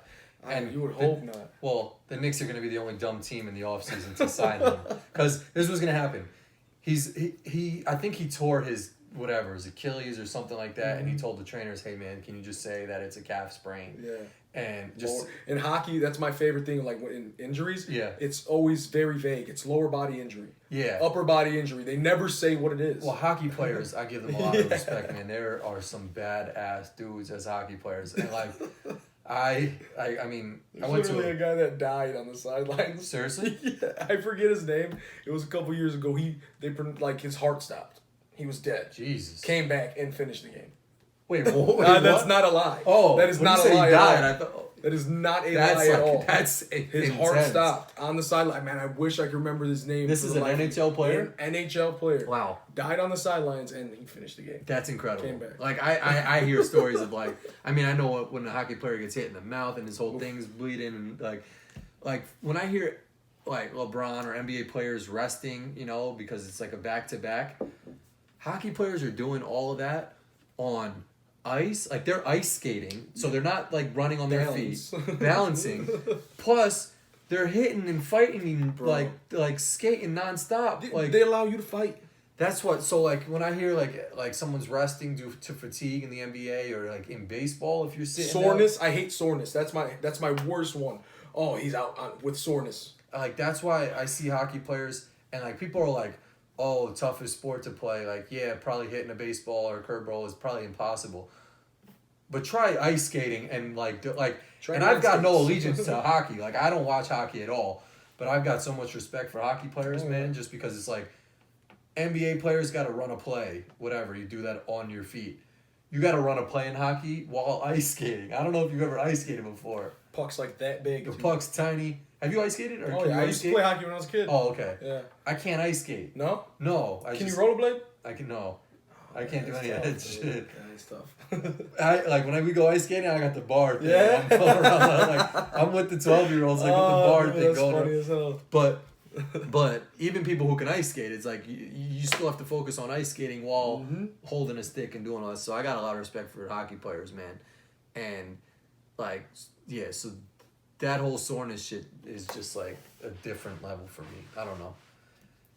That's it on the sports level. But you said you played high school football. Yeah. I was just in Texas at some high school footballs. Oh, have you ever watched any of those Friday Night Lights or do you know what Texas football? Yeah. Oh, I know Texas is all about their football. It's crazy, it's wild. Dude. I never watched the TV show. Oh, it's a good one. But yeah, people were telling me. I like the movie. I actually read the book. Friday Night Lights? Yeah. I read the book they do the book that comes out with the movie back in the day. So I read okay. I read it and I liked it a lot. I was into it. Because growing up playing, I love football. You know, I just playing football and anything football. Really, I loved it. Man. I give you credit. I mean, like it sounds like. Do you read a lot of books? Yeah, I'm a big reader.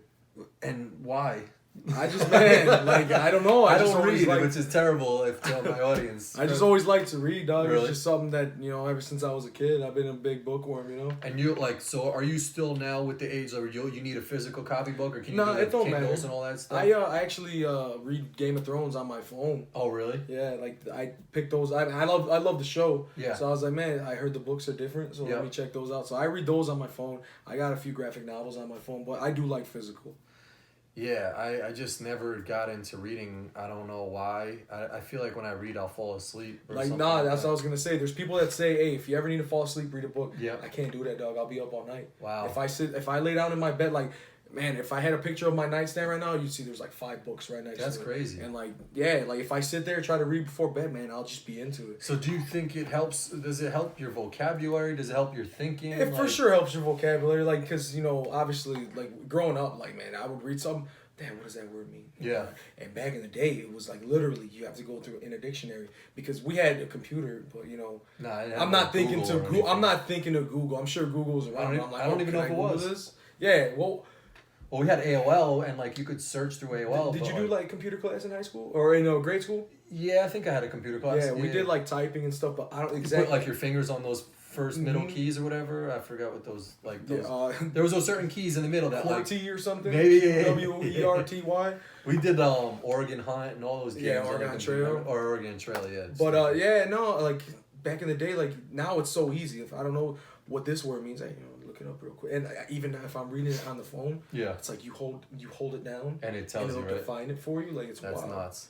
Like because man, the Game of Thrones, like it's written like it's old time, so. Yeah, I never got into Game of Thrones, man. Yeah, it's all like, the acquired stuff, bro. It really is. It's acquired, but I feel like everybody and their mother watches that show. Because it blew up. It really did. And like even if you don't like dragons and stuff, like it's good storytelling. See, people say that, and that's my one argument is like I don't like dragons, all that stuff, and they're like, nah, you don't have to like dragons and all these like. But every time I put it on, there's a dragon on the fucking screen. Man, you'd be upset if you were into it for the dragons. You'd be upset with the first few seasons because Really? they start as babies. Like you don't see them at all. I know, but the I don't first want to season. see a dragon. Like I don't like The storytelling's dragons dope. or. The storytelling's dope. There's mad killing. I don't even like. I'm sure it's great, but it's There's just no interest. I have no interest. What are you into? I like Better Call Saul a lot, like the spinoff from Breaking Bad. Yeah, I was really into Breaking Bad. I still haven't finished the final season. Oh, that's a good one. Yeah. But I'm not like there's some people out there that are like, oh, you gotta watch this, and it's just like, no, I don't have to watch. Yeah, that. I never really like. I'm not a big hype guy. Okay. It's so like, man, people say that all the time, and like it kind of almost turns me off to it. Like Exactly. They're like, yo, you gotta watch it so bad. And it's gonna. All right, well now I'm gonna wait. Yeah, like yeah. I don't want to watch it. Like, what if I was late on Game of Thrones? Like, Yeah. literally, I binged that like this last year. Yeah. So like I didn't watch it from the beginning because everybody was saying like watch it. But like I that's my genre. Like I like dope shit like that. I just for some reason I didn't get into that show. Yeah. And then this year I was like, it's gonna be the last season, really whatever. Let picked me it watch. up. And dog, I was like, why did I waste my life not watching it? And you know what? In the sense, and like people were so upset how it ended. So Yeah, I upset know. Yeah, because they invested 8 years of their lives into watching. Was it this. that bad? I thought it was dope. Oh, really? You like the ending? I don't want to spoil anything for anybody, so I'm You just can gonna say spoil it. spoilers. I'm sure everybody have seen but, the kid like, in the wheelchair is the boss. or Yeah, whatever. everybody that you like, all the Starks, they end up on top, and that's what you want from the first season. So everybody ends up on top, but this kid who's in the wheelchair is like the main He's boss. the king. He's the king. He's the king of the 6 realms. But before then, he really didn't have any swag or pull. Or... Man, so the very first episode of the very first season, he's like this just kid, and he's like very adventurous. He's part of this family called the Starks. He's the youngest one, and the king and his wife, they run, and they're Kingsguard. His wife is a twin. They run up into their town and they're saying, "Oh, we need your family." Long story short, the queen is banging her brother. Super wild, banging her brother, right? And that kid, the king, sees it, right? And they sees throw it him and off she the pushes thing. him out of the window. And then so the whole, he's got an arc, like, oh, he's becoming the 3-Eye Raven. He can see in the future, in the past and stuff. Uh-huh. And everybody was like, oh, he's kind of lame, but he's cool. He ends up being the king, and everybody's just like, wow. you really did that. Like they were So just. I mean, you liked it, but it's almost just like how can everybody not like it, and then you say it's a good ending? Because man, like a lot of people don't like things like I said, the people don't like the new Star Wars. I like the new Star Wars. Like they're not the best movies. Yeah. But I grew up on the prequels. So people like, also just want to be tight at something. Every too. they nitpick at everything. Exactly. They can't just enjoy. Like man, people said Endgame was horrible, and that's like one of the greatest if not the greatest superhero movie of all time. Yeah. And before that, it was The Dark Knight for me.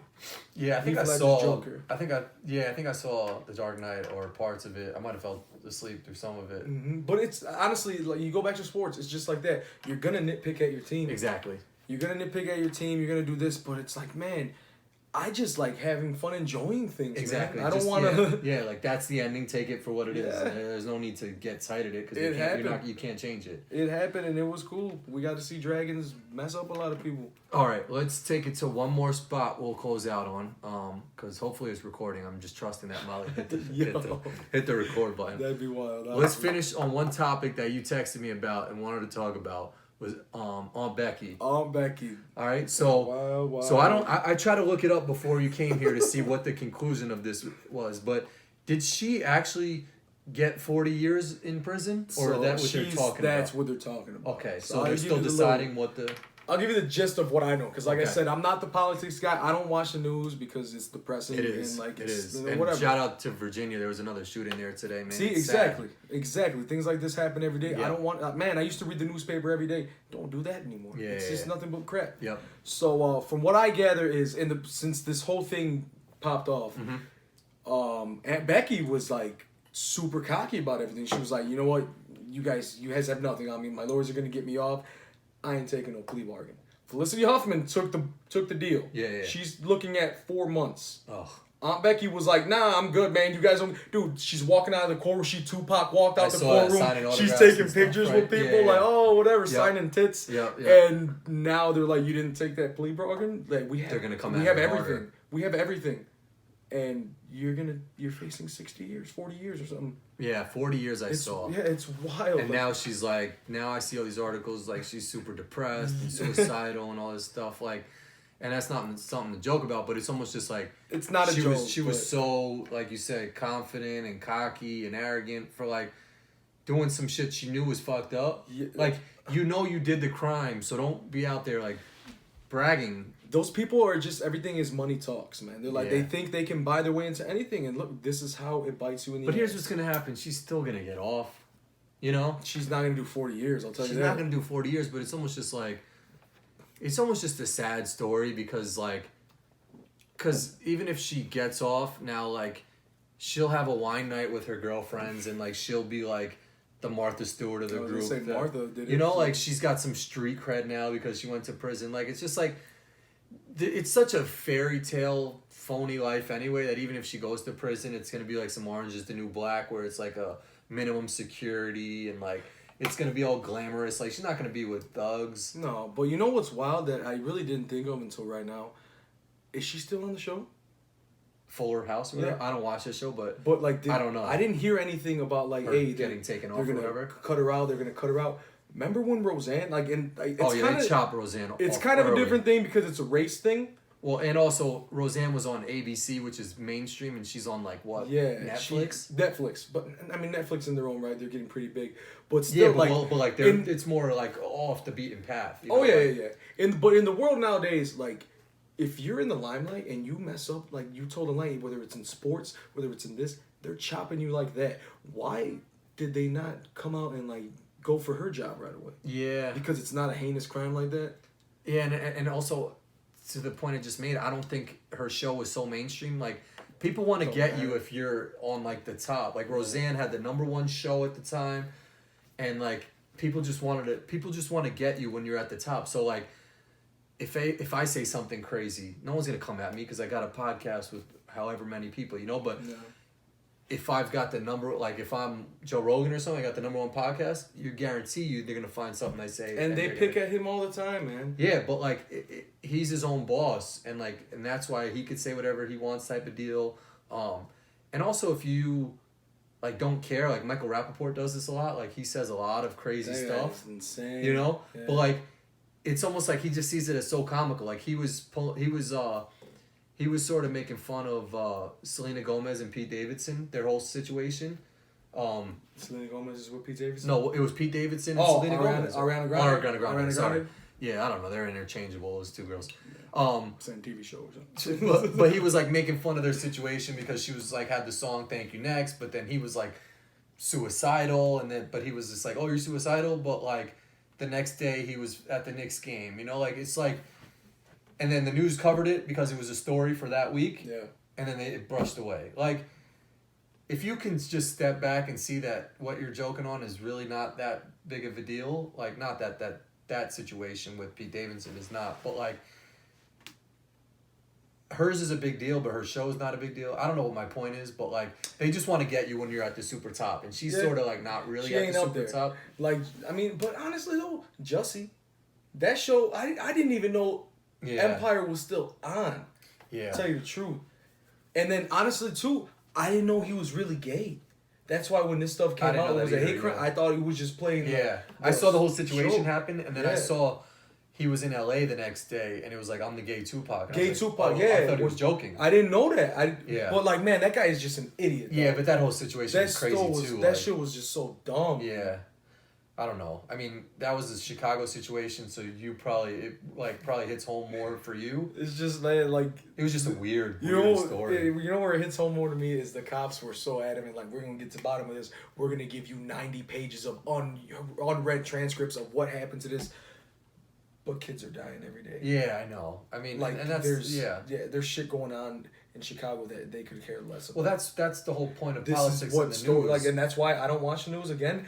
This is what a story That's the front page, exactly. People want to read that 100%, and that's what sells. Is like, and that's why there's YouTube channels of other political people or other podcasts or something, because it's like you listen to the radio and there's these crazy jock radio guys doing these prank phone calls that are like not funny and like it's not edgy because you got restrictions from the radio news, like, oh, don't curse or don't say anything too much about cheating or whatnot because, you might get kicked off the air.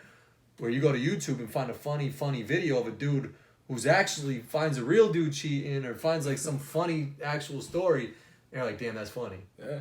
But like the news can't do that, radio can't do that, and that's why these alternative like networks are becoming more popular, because it's like they can actually do stuff that relates to people that, like CNN or Fox News can't do. It's a platform. Like I said, everybody is reaching for fame. Yeah. Maybe that's not true. Maybe that's just me talking crap. But like, you obviously have this been because you had a core following from Kyle and Corin. Yeah. And I like when I watched your videos, I read your comments, dude. People were feeling you, dude. Yeah. You had this one dude roasting you. He said you look like a me character, and that was the funniest thing I had ever read, man. Good. That shit was funny, but like you had a following. People like they like you, dog. Yeah. And so like you doing this, that's perfect for you, Yeah. And then man, you got, like I said, you're just pumping out, material. Yeah, that was the biggest thing. Was just staying consistent and trying to do it. People know that they can come back and see a video on Corin's World or something like that, and that's why Molly's Mind is good on Tuesdays. The chats are good on Fridays, and then just the travel vlogs are good. I was gonna say when you do your travel vlogs, those are dope too. Oh, thanks. That was dope. I mean, anything else you want to talk about or let people know? Really, the only thing I ever wanted to ask you today was, how was it at Joe's studio? Joe's studio was dope, and I actually have a lot of videos that I was gonna splice together and put on my channel of like his studio. Yeah. But then I was like, I won't put it, his stuff on blast like that. But it was cool. So I was there 2 years. So the first time, Joe was super nice both times. Did you go to the old studio? No. You've only been to the new one, right? New one, yeah. Okay. So the first time it was like when he just moved in. So he was very particular about how each painting went up on the wall and stuff like that. So nothing was on the walls. He had all of his paintings all on the ground. And we were talking to the dude who like runs his building. It's literally him, Jamie, who does the soundboard, and then there's one guy who runs the building. That's it. That's his whole crew. It's crazy. And that's what he said to Kyle when Kyle was on the air, was Kyle's is like, I help out with Kyle's on Tuesdays. And he's got this lady Lilith in Texas who like does his Facebook stuff. But the smaller you have, the easier it is to manage people, and that's when you see with big companies, it's like when they've got so many executives and vice presidents, that's when these places go down, because it's just like, you'll have employees like, what does John even do here? Oh, he's the co-manager. He's managing this section of the. And they'll be like, yeah, but he does nothing. Oh, okay. So like, you start getting people who do no work, and they're getting paid a ton of money, and then your business goes down and whatnot. And like Jamie knows, like, dude, like I'm the guy, like basically Joe's engineer, you know. Yeah. And like that's why, like, you hear Joe, hey Jamie, look this up, do that. Like, You just get a that's person your who job, can do dog. everything. Like Yeah, that's yeah. your job. Like you're doing exactly what you need to be doing. Yeah. But like that was just, man. Like I said, I've known Corin maybe 3 years now. And one day when I'm just scrolling through the timeline or whatever, and I see he's in Rogan's studio, Yeah. because like, man, I'm a big Rogan guy. Yeah. I was like, get the hell out of here. That's ill. Yeah, so the first time was cool. He spoke to us for a little bit, and then the second time was even better because he had all of his painting and artwork up. So like, I saw the Elon Musk photo that he put up in the green room. Yeah. And I'm sitting right in front of it. Smoking it? Yeah. And it was just. You seen the wolf too, right? The wolf was there. Like, it was surreal being there, you know. But like, he made it like we had known him for a minute. You know, like he came out and was just talking to us in the green room for a while beforehand. How does he know Kyle? Just through his channel? So Kyle, Joe once tweeted something like, "Hey, I'm looking for a political voice, like I think left leaning or something that could talk about this or something like that." And Kyle just tweeted back at him like, "Hey, I've got a show," and then he even said like, "I've got boom, boom, boom, boom, do a show also." So he put like 4 other people out there. Yeah. And Joe reached out to him and was just like, "Hey man, would you want to do a chat and talk about this topic?" And that's like, from there, like Kyle and Joe are like, they're sort of friends now, because like wild, yeah. Like Kyle introduced Joe to this political candidate, Tulsi Gabbard, who's been on Joe's show a lot. She's from Hawaii, and he looks to Kyle for some like political like advice and stuff like that, and just really cool because he's like the top dude in the world practically. Like, I don't know who says it, but like I think it was Andrew Schultz, the comedian. He said, "Dude, Joe, you're the new Letterman. Yeah, people come to you like, hey, if you do Joe's show, you made it." Yeah, like, yeah. No, I was like, wild. Yeah, like the first time Kyle was on, he said my name on the air a couple times, and I was like listening to it on the train. I was just like, wow, like what, you know? Dog. So and, it like, was cool. You were there though, right? Like while he was recording. Yeah. So how much did he cut? Like how long was your boy in there with him? And like he doesn't cut anything. It's raw. It's just all raw, right? Like he doesn't edit nothing. He says, "And we're live," and they're actually and live. That's it, right? There's no. Yeah. So there was one time, the second time, where Kyle had to go to the bathroom at the end of the show. Mm-hmm. He just like got up, went to the bathroom, and Joe will just keep talking. And that's what I noticed too. Like when he has his boys and stuff, he'll be like, "Yo, Jamie, talk to these guys. I gotta piss." Or like, "Hey, you go. Yep. I gotta piss." And like it's all just one cut. Yep. They really don't edit anything out. Nothing. They don't edit anything. All he does is just edit the video. Yeah, I mean, he doesn't really edit the video either. I'm sure he just uploads it to YouTube, and it's cool. I mean, I hear him talking about like the caveman coffee and all that stuff, and I'm sitting in there drinking the caveman coffee. Like, it was really cool being there, and I know, like he says to Kyle, he wants him back on the show, and I'm very grateful. And Kyle always says like, "Hey man, when I go back, you could come," and I'm like, "If you want me to, man," because like if you're offering, I'm going. Yeah, that's so dope, dude. So it's cool, but to Joe's point, he's very relatable, you know? Yeah. And I think he's an everyman's man. He's an everyman's man, and I think that's what's cool about him is just like he's not like he's obviously mainstream because he's the biggest podcast and like, but he could still also go to the airport and stuff, and people might not recognize him, you know, like because he doesn't. He's told us while so before he goes on the podcast, he'll like play pool a little bit. I don't know what it does. Maybe. Yeah, he's a big pool guy. Yeah. So like he said, like 60 Minutes wanted to sit down with him and like all these top shows, and he was just like, why? Like, you know, like, well, I don't want to talk to you guys. Yeah. And that's how Kyle is too. It's just like, I just want to do my show. That's the good thing about Joe is he does what he wants to do. Yeah. He ain't ever gonna do nothing. It's not. He ain't chasing a check. No. He's living his life the way he wants to live. He took heat for going on Alex Jones' show, but he went on Alex Jones' show because for some reason Alex Jones is a friend to him. Yeah, you know. I mean, Alex has been on his show. Yeah. But like he's not going on other people's shows to promote his channel and stuff like that. And that's the same thing with Kyle, which I respect. And I told him is like, he's not going to other people's channels like to promote his show. Like he just does his show, and if you find it, you find it. Yeah.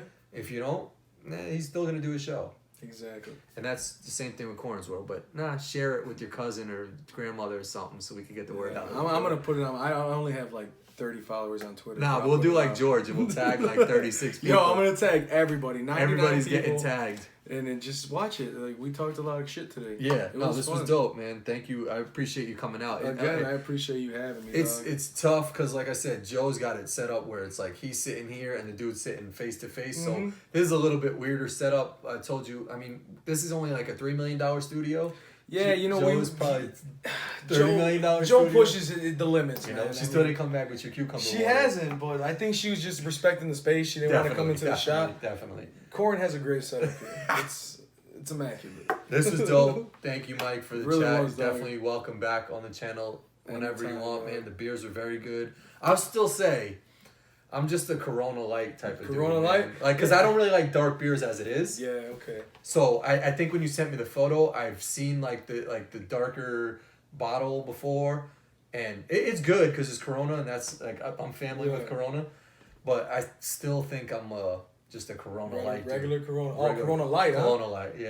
Okay. I'm not even a Corona Extra guy. See, I'm ghetto, dog. Like they used to only sell these in 40s. Oh really? Yeah, that's why the bombers. They used to only sell them in the bombers, right? Yep. And then they started selling them in the 12 packs. I was like, yep. Yeah. That's my spot. Right I still remember after the quinceañera, I think it was like the week after, we came over to your house for a barbecue. Yeah. And your grandfather Lewis was like, I was drinking a Corona. No, I wasn't drinking a Corona yet, but he made it a point to give me a Corona and was like, come on, white boy, drink. Yeah, like, dog.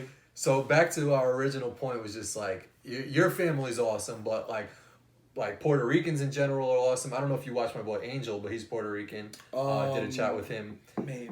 He's like awesome dude, but it's just like the whole Hispanics. Like my brother lived in Dominican Republic, so we went out there, and it's just like the whole vibe is good. With like I've always gravitated towards like all my friends have been black, all my friends have been Hispanic, and it's sort of like it's just so much more fun. Exactly, dog. You know, like I got black uncles, Yeah. I got white uncles. You know, like it's just, you know, they always teach you like, oh, New York is a melting pot. Yeah. Oh, shit, like yo, that's my family. Dog. Yeah, You know? yeah. Like Chicago is the same, you know. But I mean, you got your neighborhoods. You got little Italy. Yeah. You got little Mexico, whatever. But everybody comes together to get one. You know, get the bag at the end of the day. You know. Yeah. Everybody pushes the clock. And lastly, on that point, I was just in Philadelphia, and it's like there's this big rivalry between Geno's and Pat's and the steak, the cheesesteaks, and supposedly Geno's. They had a sign that was like order in English, and like the guy who owns the place made it a point that like, I mean like Hispanics didn't really feel welcome there because they had that sign. Yeah.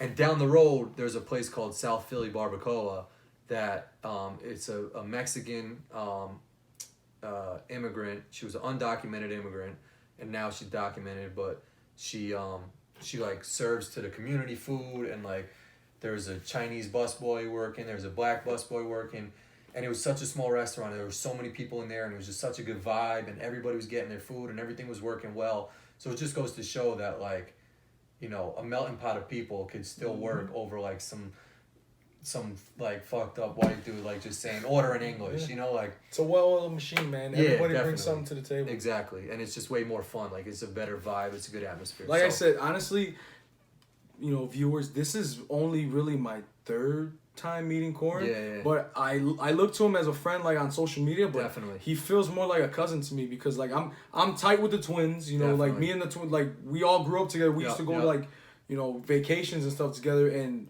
that's how I met Molly, obviously. It's funny, I met all of George's kids, never met George. Yeah. It's wild. Yeah, so like I look at this guy more like a cousin, you know. But once you meet like George, it'd be like you've known him 20 years. I feel like I know him now. 100%. Yeah. Well, it's been fun, guys. Thanks for having me again. Thank you, Mike. Corin's World. This was, I don't know, chat 14 or whatever, but thanks for watching if you made it this far. I'm always amazed if people make it to the end. So yeah, exactly. If you did, just put in the comments, yeah, I made it. Please, that'd be dope. Peace.